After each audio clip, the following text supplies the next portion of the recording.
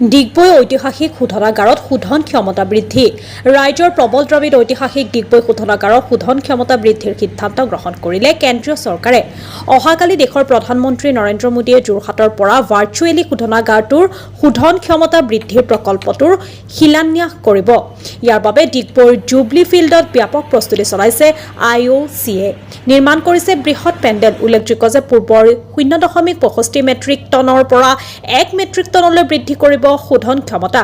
ব্যয় ধাৰ্য কৰিছে 768 কোটি টকা।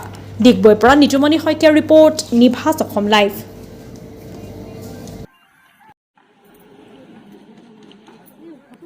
সমগ্ৰ অসমৰ কাৰণে এটা ঐতিহাসিক দিন। যিহেতুকে এছিয়াৰ প্ৰথম ৰিফাইনেৰী ডিগবৈ, এই ডিগবৈৰ বিশ্বৰ ভিতৰতে ক্ষুদ্ৰ ৰিফাইনেৰী আৰু ইয়াত শোধন ক্ষমতা বৃদ্ধিৰ কাৰণে জনসাধাৰণৰ লগতে বিভিন্ন দল সংগঠনে কেইবা দশক ধৰি আন্দোলন কৰি আহিছে আৰু ৰাইজৰ প্ৰতি দল সংগঠনৰ প্ৰতি সন্মান জনাই ইতিমধ্যে কেন্দ্ৰীয় চৰকাৰ আৰু ৰাজ্য চৰকাৰে সন্মতি প্ৰদান কৰিলে যে 1 মিলিয়ন মেট্ৰিক টনলৈ শোধন ক্ষমতা বৃদ্ধি কৰিছে।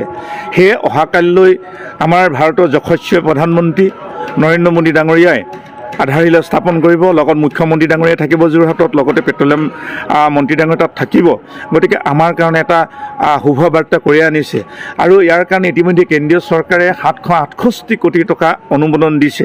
গতিকে আমাৰ কাৰণে এটা ভাল খবৰ, যিহেতুকে ডিগবৈ ৰিফাইনেৰীৰ কাৰণে বিশেষকৈ ইয়াৰ আমাৰ যিখিনি বজাৰ সমাৰ কৰে ব্যৱসায়ী আছে বা সৰু সৰু ঠিকা ঠুকলি বা চাকৰিজীৱীৰ কাৰণে তেওঁলোকৰ কাৰণে যথেষ্ট চিন্তাৰ কাৰক হৈছিলে, কাৰণ তেওঁলোকে এতিয়া উশাহ ল'বৰ কাৰণে তেওঁলোকে অকণমান হ'লেও সময় পাইছে আৰু তেওঁলোকে শুভেচ্ছা জনাইছে কেন্দ্ৰীয় চৰকাৰক, শুভেচ্ছা জনাইছে ৰাজ্য চৰকাৰৰ আমাৰ কমত মুখ্যমন্ত্ৰী ডক্টৰ হিমন্ত বিশ্ব শৰ্মা ডাঙৰীয়াক।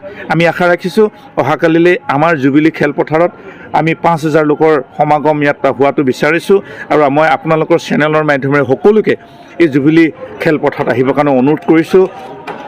দিনৰ 11 বজাৰ পৰা আমি এই কাৰ্যসূচী ইয়াত আৰম্ভ কৰা হ'ব।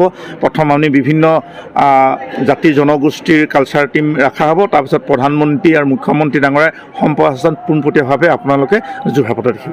তাৰপিছত তেলি ডাঙৰীয়া প্ৰধানমন্ত্ৰীৰ লগত থাকিব আৰু মুখ্যমন্ত্ৰী ডাঙৰীয়াই ডিগবৈ এই স্থানত মোক থাকিবৰ কাৰণে তেওঁ এটা নিৰ্দেশ দিছে।